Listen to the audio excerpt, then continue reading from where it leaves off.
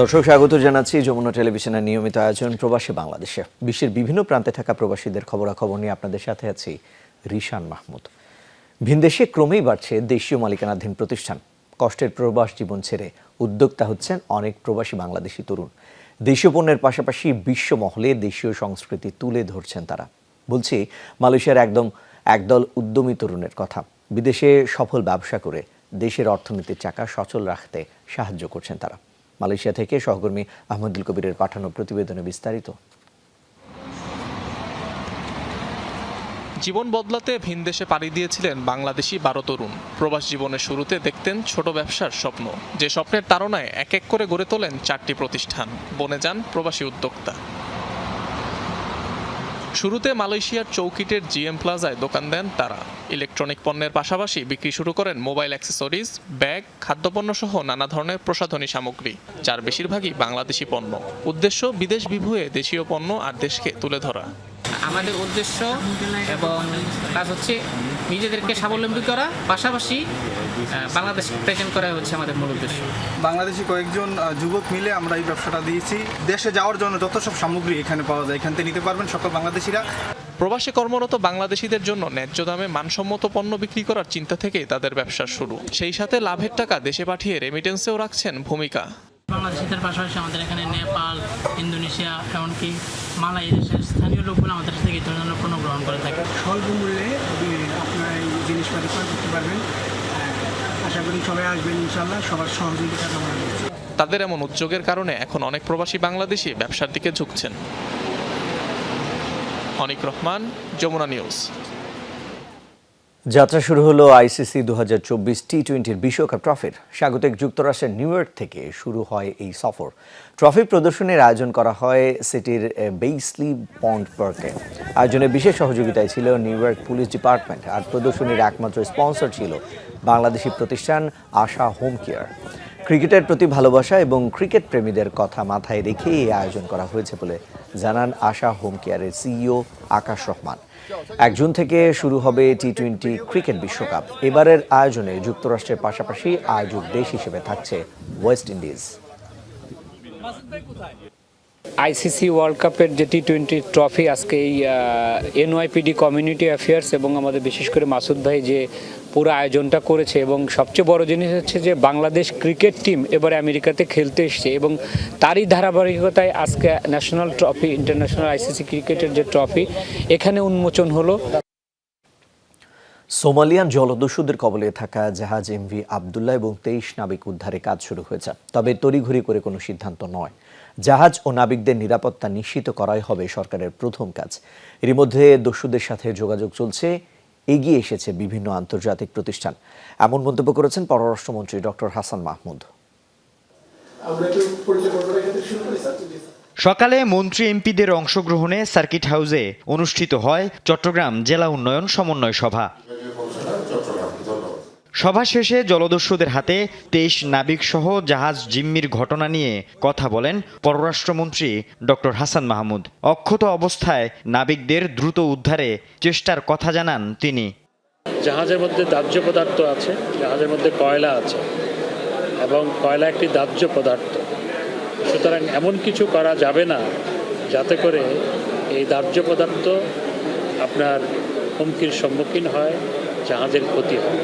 সেভাবে আমরা এগোচ্ছি। সরকার এবং জাহাজ মালিকের পাশাপাশি আন্তর্জাতিক বিভিন্ন সংস্থাও সহযোগিতা করছে বলে জানান পররাষ্ট্রমন্ত্রী। মালিক কর্তৃপক্ষের সাথে যোগাযোগ করেছে এবং আন্তর্জাতিক বিভিন্ন প্রতিষ্ঠানও আমাদেরকে সহযোগিতা করছে, এবং আপনারা পরিবারের সাথে কথা বললেও জানতে পারবেন তারাও অনেকটা আশ্বস্ত। আমরা আশা করছি আমরা সহসা নাবিকদেরকে উদ্ধার করতে পারব। ভারতীয় পণ্য বর্জনের ডাক দেয়ায় বিএনপির সমালোচনা করেন মন্ত্রী। আপনি ভারত থেকে আসা পেঁয়াজ খাবেন, আপনার নেত্রী ভারত থেকে আসা শাড়ি পরবেন, আপনাদের নেত্রী যেগুলো গলা ফাটায় তারা আবার ভারতীয় শাড়ি পরবেন, আর আপনি ভারতের পণ্য বর্জনের ডাক দিবেন। এগুলো হিপোক্রেসি ছাড়া অন্য কোনো কিছু না। আসলে আবার ভারতের চিকিৎসা নিতেও যায়। আল আমিন শিকদার, যমুনা নিউজ, চট্টগ্রাম। বাহরাইনে বাংলাদেশি কমিউনিটির উদ্যোগে আয়োজিত হলো ইফতার ও দোয়া মাহফিল। বৃহস্পতিবার স্থানীয় সময় বিকেলে আয়োজন করা হয় এই ইফতার মাহফিলের।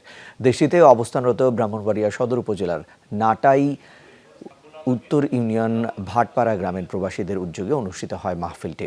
এতে প্রধান অতিথি হিসেবে উপস্থিত ছিলেন বাংলাদেশ আওয়ামী লীগ বাহরাইন শাখার সভাপতি মোহাম্মদ শাহজালাল।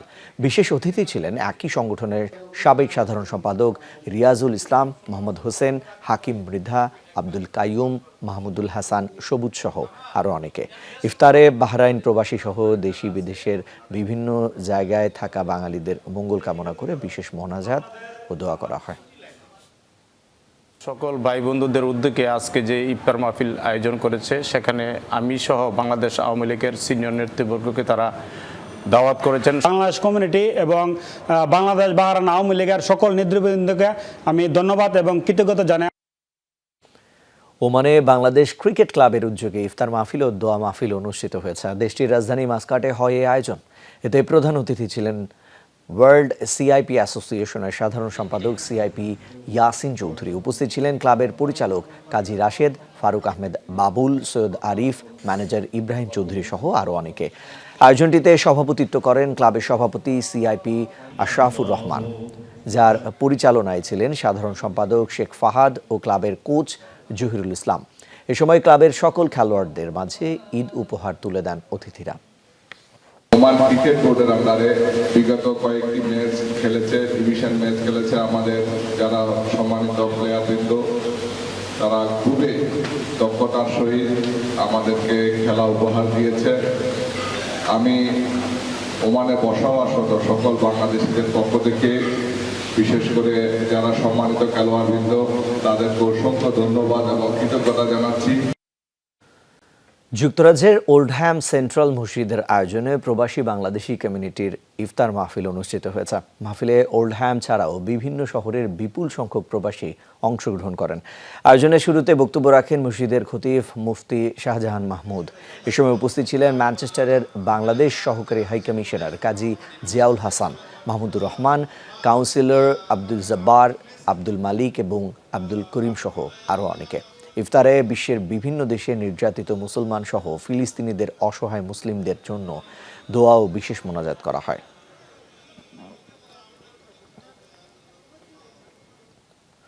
মস্কোর কনসার্ট হলে রক্তক্ষয়ী হামলার দায় স্বীকারের পর থেকে আলোচনায় আইএসকে।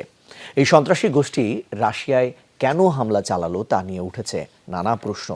একই সংগঠন চলতি বছর ইরানেও ভয়াবহ হামলার দায় স্বীকার করে। পশ্চিমা বিরোধী দেশগুলোতে আইএসকের তৎপরতা বাড়ার পেছনে অনেকেই তৃতীয় পক্ষের ইন্ধন দেখছেন। এমনকি দুটি হামলার আগে মার্কিন গোয়েন্দাদের সতর্কতা নিয়েও উঠছে প্রশ্ন। বন্দুকধারীদের তাণ্ডবে মুহূর্তে মৃত্যুপুরী মস্কোর ক্রোকাস সিটি হল। রক গানের সুরে উল্লাসে মাতার কথা ছিল যাদের, ভয় আর আতঙ্কে তাদেরই ছুটতে হয়েছে প্রাণ বাঁচাতে। আইএসকে রক্তক্ষয়ী হামলার দায় স্বীকারের পরই শুরু হয়েছে নানা জল্পনা। একসময় খোরাসান নামে পরিচিত ইরান, তুর্কমেনিস্তান ও আফগানিস্তানের মধ্যবর্তী অঞ্চল ভিত্তিক এই গোষ্ঠী রাশিয়ায় কেন হামলা চালিয়েছে তা নিয়ে এখন চলছে ব্যাপক আলোচনা। ককেশাস অঞ্চলের রুশ বিরোধী কয়েকটি সশস্ত্র সংগঠনের অনেক সদস্যই সিরিয়ায় গিয়ে আন্তর্জাতিক সন্ত্রাসী গোষ্ঠী ইসলামিক স্টেটে যোগ দিয়েছে। চেচনিয়া ও সিরিয়ায় সামরিক অভিযানের পাশাপাশি সোভিয়েত যুগে আফগানিস্তানে নৃশংসতার জন্য রাশিয়ার ওপর ক্ষোভ রয়েছে আইএসের। তাদেরই অন্যতম আঞ্চলিক সহযোগী আইএস খোরাসান। এর আগে কাবুলের রুশ দূতাবাসেও একবার হামলার দায় স্বীকার করে গোষ্ঠীটি। 2014 সালে আফগানিস্তানে মার্কিন সেনাঘাঁটি থাকাকালীন আত্মপ্রকাশ হয় আইএসকের। আফগানিস্তানেই এই গোষ্ঠী সবচেয়ে বেশি সহিংসতা চালিয়েছে। তালেবান এবং মার্কিন সেনা উভয়ই হয়েছে তাদের হামলার লক্ষ্য। এই বছরের জানুয়ারিতে জোড়া বোমা বিস্ফোরণে ইরানে প্রাণ হারায় প্রায় 100 মানুষ, যার দায় স্বীকার করে একই গোষ্ঠী। কেন হঠাৎ পশ্চিমা বিরোধী দেশগুলোতে আইএসকে তৎপরতা বাড়ালো তা নিয়ে চলছে জোর আলোচনা। 2 বছর ধরেই রাশিয়াকে নিশানা করেছে আইএসকে। তাদের প্রচারণায়ও প্রায় পুতিনের সমালোচনা করা হয়। রাশিয়াকে নিয়মিতভাবে মুসলিম বিরোধী কর্মকাণ্ডে যুক্ত থাকা একটি দেশ হিসেবে দেখে থাকে আইএসকে। মার্কিন গোয়েন্দাদের দাবি, হামলার বিষয়ে চলতি মাসের শুরুতেই মস্কোকে সতর্ক করা হয়েছে। বিশ্বের অন্যতম সামরিক শক্তিধর দেশে হামলার তথ্য আগে যুক্তরাষ্ট্রের পাওয়া নিয়েও প্রশ্ন তুলেছেন অনেকে। একইভাবে আগাম সতর্কবার্তা দেয়া হয়েছিল ইরানকেও। মোস্তফা মাহমুদ, যমুনা নিউজ। ইতালিতে সম্মিলিত নাগরিক কমিটির ভেনিসের আয়োজনে অনুষ্ঠিত হয়েছে আলোচনা সভা ও ইফতার মাহফিল। ইফতার মাহফিলে সভাপতিত্ব করেন সংগঠনের মারঘেরা শাখার সভাপতি আবুল কাশেম শিকদার এবং পরিচালনা করেন সাংগঠনিক সম্পাদক BM মিঠু। এতে প্রধান অতিথি হিসেবে উপস্থিত ছিলেন সংগঠনের প্রধান উপদেষ্টা মিসবাহ উদ্দিন মল্লিক। আর বিশেষ অতিথি হিসেবে ছিলেন নাসির মাঝি, ভেনিস বাংলাদেশ প্রেস ক্লাব ইতালির সভাপতি জাকির হোসেন মুন, সাধারণ সম্পাদক মোহাম্মদ উল্লাহ সোহেল এবং CS ভেনিস ক্লাবের সভাপতি মোশাররফ মোল্লা সহ আরও অনেকে। আয়োজনে বক্তব্য রাখেন বাংলাদেশ সমিতি ভেনিসের সাধারণ সম্পাদক কাজী রোনাক সহ সম্মিলিত নাগরিক কমিটির ভেনিস যুগ্ম সাধারণ সম্পাদক আবুল বাশার, সুমন বন্দুকশি ও সদস্য বাবু শেখ। উত্তরবঙ্গ কমিউনিটি পর্তুগালের উদ্যোগে অনুষ্ঠিত হলো ইফতার ও দোয়া মাহফিল। বৃহস্পতিবার রাজধানী লিসবনে আয়োজন করা হয় এই মাহফিলের। এতে লিসবন বিশ্ববিদ্যালয়ের গবেষক জহিরুল ইসলাম মুনের সঞ্চালনায় রমজানের তাৎপর্য নিয়ে আলোচনা করা হয়। অনুষ্ঠানের স্পন্সর ছিলেন লিটন টার্কিশ গ্রিলের কর্ণধার ও উত্তরবঙ্গ কমিউনিটির সদস্য লিটন উদ্দিন।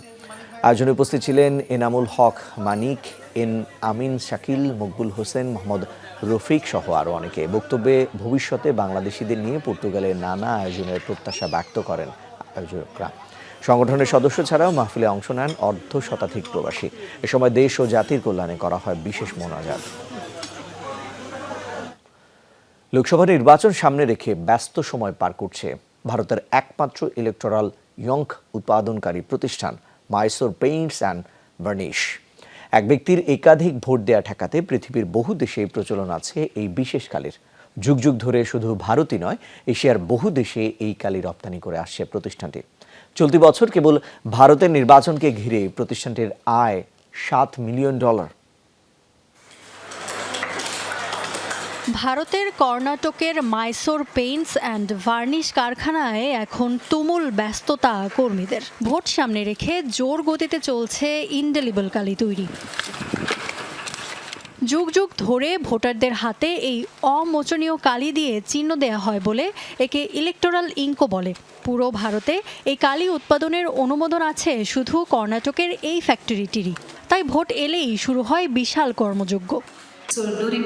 এবছর লোকসভা নির্বাচন উপলক্ষে 26,55,000 শিশি কালি উৎপাদিত হবে। প্রতিটি বোতলে থাকবে 10 মিলিলিটার কালি। নির্বাচনকে সামনে রেখে প্রতিদিন উৎপাদিত হচ্ছে 80,000 বোতল। বিশেষ এই কালি তৈরির প্রধান কাঁচামাল সিলভার নাইট্রেট। সূর্যের আলোর সংস্পর্শে ত্বকের সাথে এক বিশেষ বিক্রিয়া করে পরিণত হয় বেগুনি রঙে। শক্ত করে বসে যায় চামড়া কিংবা নখে, যা স্থায়ী হয় প্রায় 2 সপ্তাহ। সাবান, পানি কিংবা বহু ঘষাঘষি করেও তোলা যায় না। চলতি বছর ভারতের ভোট উপলক্ষে ইলেকটোরাল কালি উৎপাদনে প্রতিষ্ঠানটির আয় হবে $7 মিলিয়ন, যার পুরোটাই দেবে নির্বাচন কমিশন। নির্বাচন কমিশনের হিসাব অনুসারে প্রতি শিশি কালি উৎপাদনে খরচ পড়বে 174 রুপি। এই খরচ বহন করবে নির্বাচন কমিশন। চলতি বছর সবচেয়ে বেশি পরিমাণ কালির অর্ডার এসেছে জনবহুল রাজ্য উত্তরপ্রদেশ থেকে। অন্যদিকে সবচেয়ে কম পরিমাণ অর্ডার এসেছে লক্ষদ্বীপ থেকে। শুধু ভারতই নয়, কয়েক দশক পুরনো প্রতিষ্ঠানটি বিশেষ এই কালি রপ্তানি করে মালয়েশিয়া, মালদ্বীপ, কম্বোডিয়া সহ এশিয়ার বেশ কিছু দেশে। চলতি বছর প্রায় 3 মিলিয়ন শিশি কালি রপ্তানি করেছে প্রতিষ্ঠানটি, যার অর্থ এবছর ভারতের বাইরেও 970 মিলিয়ন এশীয়র ভোটের সাক্ষী হবে প্রতিষ্ঠানটি। 1937 সালে প্রতিষ্ঠিত হয় মাইরোস পেইন্টস অ্যান্ড ভার্নিশ। কেবল ভোটের সময়ই এই কালি উৎপাদন করে প্রতিষ্ঠানটি। বছরের বাকি সময় যানবাহনের পেইন্ট উৎপাদন সহ রং ও ভার্নিশ সংক্রান্ত নানা কাজ করে তারা। ইফাতারা খন্দকার, যমুনা নিউজ। দর্শক, এই ছিল প্রবাসী বাংলাদেশে এতক্ষণ সাথে থাকার জন্য সবাইকে ধন্যবাদ।